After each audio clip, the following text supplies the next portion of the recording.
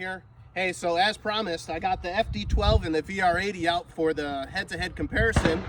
I actually have a guest star today. My son is with me at 15 years old. He's going to fire both platforms, both suppressed and unsuppressed, to give you guys an interpretation of what kind of recoil to expect with both of these platforms, being one is a Bullpup and one is an AR-15 style long gun platform.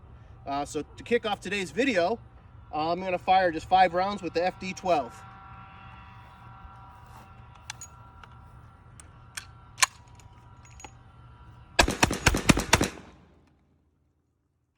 right, stay tuned. Enjoy the rest of the show. Rack it back.